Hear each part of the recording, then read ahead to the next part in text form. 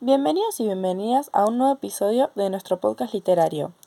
Hoy en esta mesa nos acompañan como invitadas especiales de esta sección Daniela Beck, analista especializada en las obras de nuestra tan querida Alfonsina Storni, y Rocío Heredia, que al igual que Daniela es analista especializada en las obras de Jorge Luis Borges.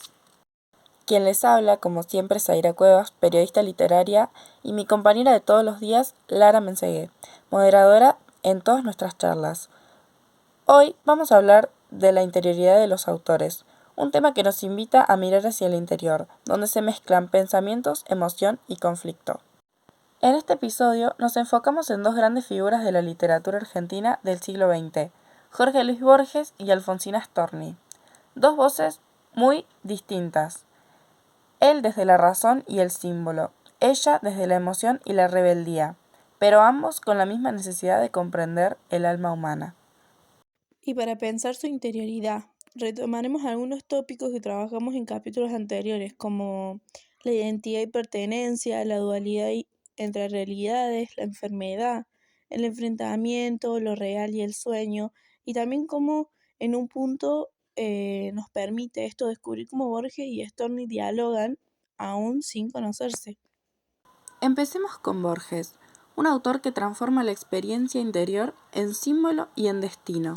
En el sur, Borges presenta a Juan Dalman, un hombre vivido entre su raíz europea y la Argentina. Ahí aparece el tópico de la identidad y pertenencia. Dalman elige sentirse criollo, aferrarse a su linaje gaucho, aunque eso lo conduzca a la muerte. En el relato también se oponen la ciudad moderna y el campo, la enfermedad y la libertad, la realidad y el sueño. El viaje hacia el sur puede ser literal o imaginario. Quizás Dalman nunca sale del hospital y su duelo final sea un sueño que le permite morir con dignidad. ¿Y esa ambigüedad es parte de la interioridad borgiana o no? Exacto. En Borges, la interioridad no es emocional, sino filosófica. En El fin, por ejemplo, retoma la historia de Martín Fierro para cerrar un destino. El héroe gaucho muere a manos del hermano del Moreno, en un duelo que parece inevitable. La enfermedad de Recabarren, el testigo inmóvil, simboliza la fragilidad del hombre frente al tiempo y al destino. En Borges, la interioridad es como un espejo, refleja al hombre y al mismo tiempo lo desdibuja. Como explica Luzuriaga, Borges escribe desde un lugar muy particular dentro de su época. Su generación, influenciada por Macedonio Fernández y en tensión con Leopoldo Lugones, transforma la literatura argentina al unir reflexión y juego. Borges toma el pensamiento de Macedonio, la idea de que la literatura puede ser un experimento mental, un espacio de pensamiento más que de emoción. O sea, que su escritura no solo cuenta historias, sino que piensa. Exactamente. Borges entiende la literatura como una forma de conocimiento, pero no académico. Un conocimiento lúdico, como le explica la noción de homo ludens de Huizinga, que él retoma indirectamente. Es decir, que el arte es un juego serio, una manera de buscar sentido en lo incierto. Por esta razón, leer a Borges es entrar en una partida donde cada palabra es una nueva pista. ¿Y cómo se ve eso en sus cuentos? En El sur y el fin lo vemos claramente. Ambos textos funcionan como espejos. Uno cierra el siglo XIX y el otro lo reescribe. En El fin, el gaucho Martín Fierro muere y en el sur, Dalman asume ese mismo destino pero desde la conciencia moderna. Borges convierte la épica del coraje en una experiencia interior, donde la muerte se elige y no se sufre. Entonces, su literatura transforma la tradición gauchesca. Sí, Borges no copia el criollismo, lo piensa. Usa la figura del gaucho no como héroe nacional, sino como un símbolo del enfrentamiento entre la cultura y la barbarie, entre razón y destino. Su mito personal, podríamos decir, mezcla los dos linajes que lo formaron, el europeo del libro y la reflexión y el argentino del campo y el cuchillo. Y el lector también participa de ese juego, ¿no? Sí, totalmente. Luzuriaga dice que Borges obliga al lector a ser activo. Sus textos no se leen una sola vez, hay que volver, buscar las señales ocultas, descubrir cómo se cruzan los planos de la realidad. El lector se puede decir que es parte del juego, es parte del laberinto. Por eso, la interioridad borgiana no se agota, cada lectura revela una nueva cara del espejo. En resumen, podemos decir que Borges nos enseña que pensar, imaginar y jugar son una misma forma de conocer el mundo. Alfonsina Storni, una autora que transforma su interioridad en voz, en protesta y en poesía. ¿Qué tenemos para decir sobre esto? En su poema ¿Qué diría?, Storni plantea una pregunta profunda.